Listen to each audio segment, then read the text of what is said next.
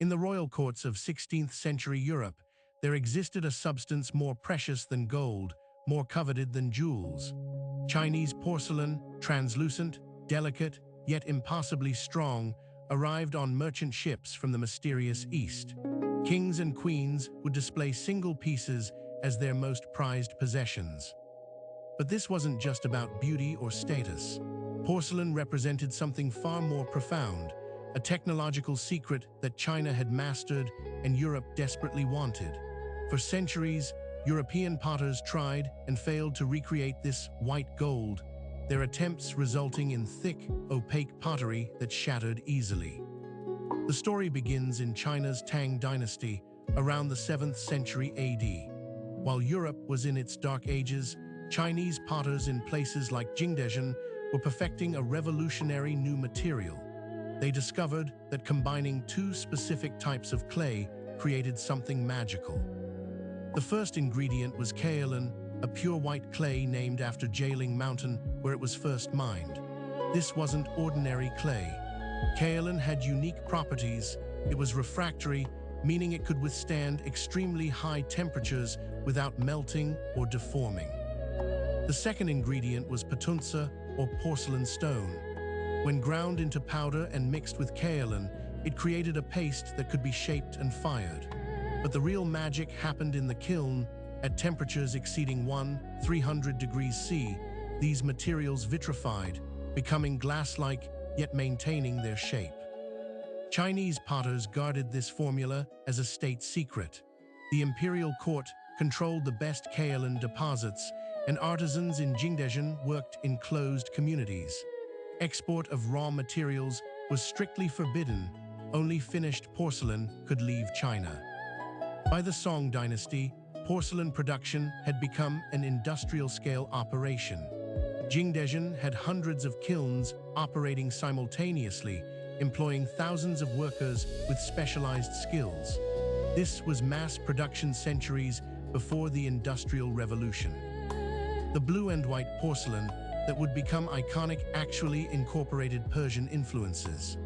Cobalt blue pigment from Persia, combined with Chinese techniques, created patterns that appealed to markets across Asia and eventually Europe. When Marco Polo returned to Venice in 1295, he brought stories of porcelain so thin it was translucent. Europeans were fascinated but skeptical. How could pottery be both delicate and durable? The mystery only deepened porcelain's allure. Portuguese traders were the first Europeans to establish direct trade with China in the 16th century. They called porcelain porcelana after cowrie shells, which had similar smooth, glossy surfaces. Soon, Portuguese ships were carrying thousands of pieces to Europe. In European courts, porcelain became the ultimate status symbol.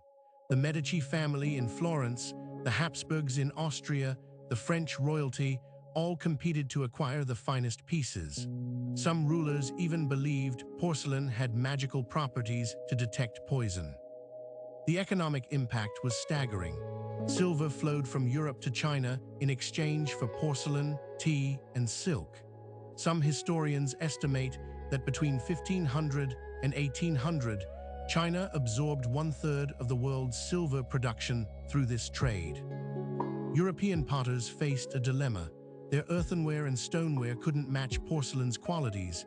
They tried adding glass, ground shells, even egg whites, but their creations remained opaque and brittle. The secret seemed uncrackable. Some Europeans developed wild theories. Perhaps porcelain was made from crushed seashells aged for decades. Maybe it contained ground precious stones. Alchemists speculated it involved secret chemical processes or even magical incantations. The Medici family in 16th century Florence came closest to success. Their Medici porcelain used local clay and glass, achieving a white, translucent product. But it was unstable, pieces warped in the kiln, and the formula was lost after a few decades. Meanwhile, in China, porcelain technology continued advancing. During the Ming Dynasty, imperial kilns produced pieces of unprecedented quality. The Yongle Emperor established official kilns that created some of the most valuable porcelain in history. Chinese artisans developed incredible specialization. Some workers only prepared clay, others only painted cobalt designs. Kiln masters specialized in temperature control. This division of labor allowed both quality and quantity that Europe couldn't match. The Dutch East India Company revolutionized porcelain trade in the 17th century. They placed massive orders with specific designs for European markets. Chinese potters adapted, creating hybrid styles that blended Eastern and Western aesthetics. European royalty grew desperate. Augustus, the strong Elector of Saxony, was so obsessed he traded 600 soldiers for 151 porcelain pieces. He imprisoned an alchemist named Johann Friedrich Bircher, demanding he discover the secret or face execution. Bircher worked with scientist Ehrenfried Walther von Tiesk-Kernhaus.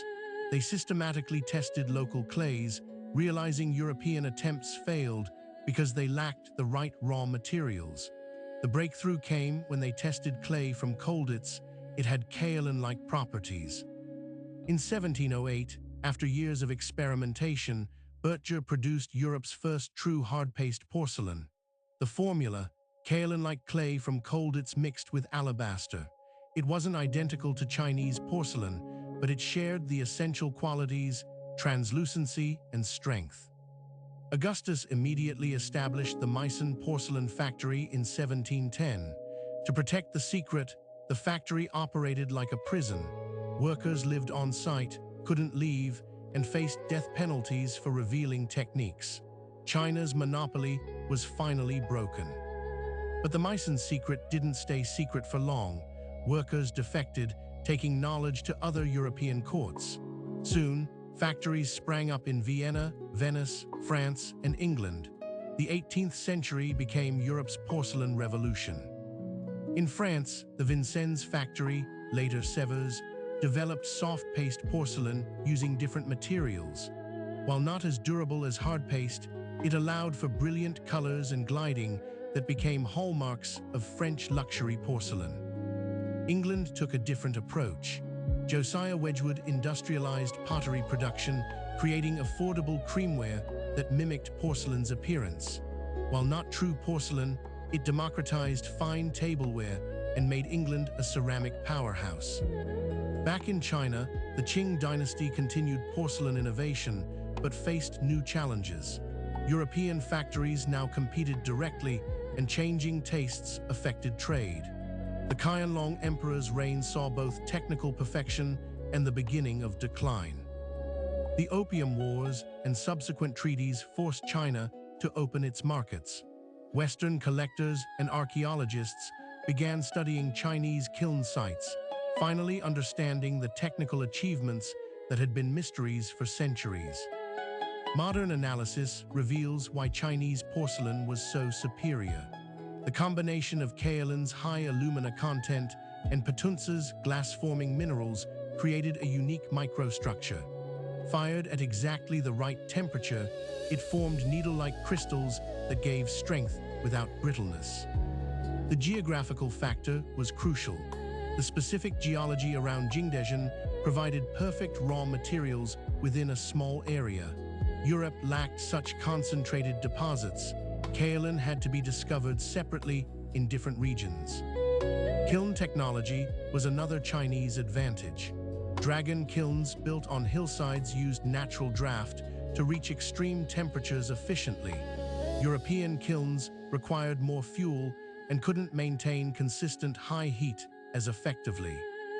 The cultural context mattered too. In China, porcelain had evolved over a millennium with continuous imperial support. In Europe, it was a sudden obsession driven by luxury markets rather than gradual technical evolution. Today, Jingdezhen remains China's porcelain capital, blending ancient techniques with modern innovation. Traditional kilns operate alongside high-tech factories, and artisans still use methods unchanged for centuries alongside 3D printing and digital design. The legacy of the porcelain secret extends beyond ceramics. It influenced global trade patterns, inspired scientific inquiry in materials science, and became one of history's most dramatic examples of technological transfer between civilizations. When we look at a piece of porcelain today, we're seeing more than just ceramic. We're witnessing 1,000 years of innovation, a centuries-long mystery, and a testament to human ingenuity across cultures. The secret wasn't just in the clay, it was in the cumulative knowledge of generations. China's porcelain monopoly ultimately couldn't last forever in an interconnected world. But those centuries of secrecy created something remarkable, a technological achievement so advanced that it shaped global history and still captures our imagination today. The next time you see delicate porcelain, remember, you're looking at a material that was once more valuable than gold, a secret that puzzled Europe for centuries, and a bridge between civilizations that changed the world. This is the enduring legacy of China's porcelain revolution.